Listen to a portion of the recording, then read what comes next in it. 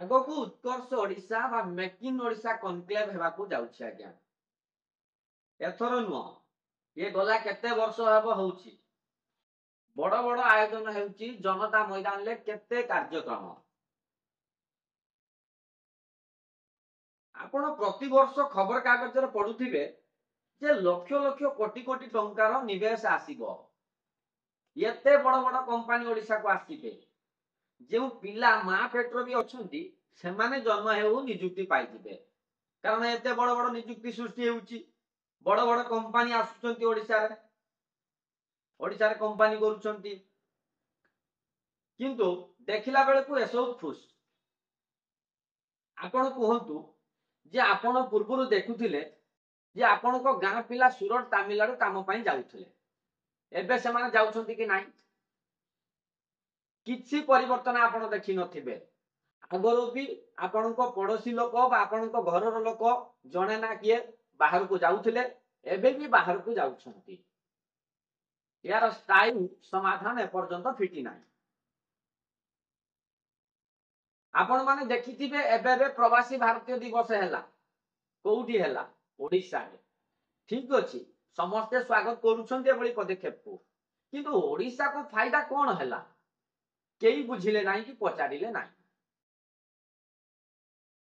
225 କୋଟି ଟଙ୍କା ଓଡିଶା ଖର୍ଚ୍ଚ କଲା। ଇଏ ଓଡିଶା ଖର୍ଚ୍ଚ କରି ନାହିଁ ଆଜ୍ଞା, ଇଏ ଆମରି ପଇସାରୁ ଖର୍ଚ୍ଚ ହେଲା। ସେମାନେ ଆସିଲେ, ଖାଇଲେ, ପିଇଲେ, ମୌଜ କଲେ। ଆଉ ମିଡିଆ ଖବର ଦେଖାଇଲା ପୁଞ୍ଜି ଆସିବ ଆଜ୍ଞା, ନିଯୁକ୍ତି ଆସିବ, ବଡ ବଡ ଚାକିରି ମିଳିବ। ଆଉ ଏବେ ସେମାନେ କିନ୍ତୁ ତାଙ୍କ ଦେଶରେ, ଆଉ ଆମେ ଆମ ଜାଗାରେ ଅଛନ୍ତି। ଆମେ ଆଉ ଦେଖିବାକୁ ପାଇଲୁ ନାହିଁ ଯେ ଓଡିଶାକୁ ଫାଇଦା କଣ ମିଳିଲା। ଯେତେବେଳେ ପ୍ରବାସୀ ଭାରତୀୟ ଦିବସ ପାଳନ ହେଲା, ଆପଣ ଦେଖିଥିବେ ରାସ୍ତାକୁ ଘାଟ, ଘର ସବୁଠି ଖାଲି ଆପଣ ଶୁଣୁଥିବେ ଯେ ଏ ଦେଶରୁ ଆସୁଛନ୍ତି, ସେ ଦେଶରୁ ଆସୁଛନ୍ତି, ଏତେ ଲୋକ ଆସୁଛନ୍ତି, ସେତେ ଲୋକ ଆସୁଛନ୍ତି, କିନ୍ତୁ ଫାଇଦା କଣ ହଉଛି ଆମେ ଦେଖିବାକୁ ପାଇଲେନି।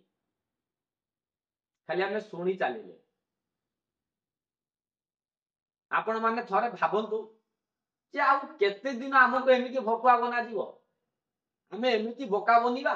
ଆମ ପାଖେ ଖଣି, ପାଣି, ନଦୀ, ମାନବ ସମ୍ବଳ ସବୁ କିଛି ଅଛି, କିନ୍ତୁ ଗୋଟିଏ ଜିନିଷର ଅଭାବ ରହିଯାଇଛି ଓଡିଶାରେ, କଣ ନା ନିଯୁକ୍ତି।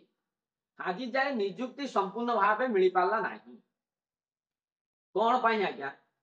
ଏ ପ୍ରଶ୍ନ ନିଶ୍ଚୟ ଆପଣ ମାନଙ୍କ ମନରେ ମଧ୍ୟ ଉଙ୍କି ମାରୁଥିବ। ହେଲେ ସମସ୍ୟା ସମାଧାନ କେବେ ହେବ ତାର ବାଟ ଦେଖିବା। ସରକାର ଖାଲି ଭୋଟ ପାଇଁ ଏ ଯୋଜନା ସେ ଯୋଜନା ନ କରି, ଟଙ୍କା ନ ବାଣ୍ଟି କିପରି ନିଯୁକ୍ତି ସୃଷ୍ଟି ହେବ ସେ ଦିଗରେ ଧ୍ୟାନ ଦିଅନ୍ତୁ ଆଜ୍ଞା।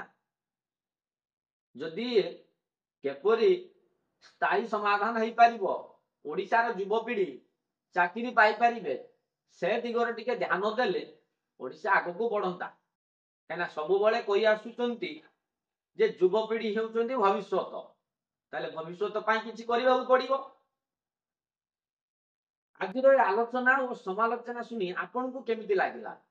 କମେଣ୍ଟ ମାଧ୍ୟମରେ ନିଶ୍ଚୟ ଜଣାଇବେ।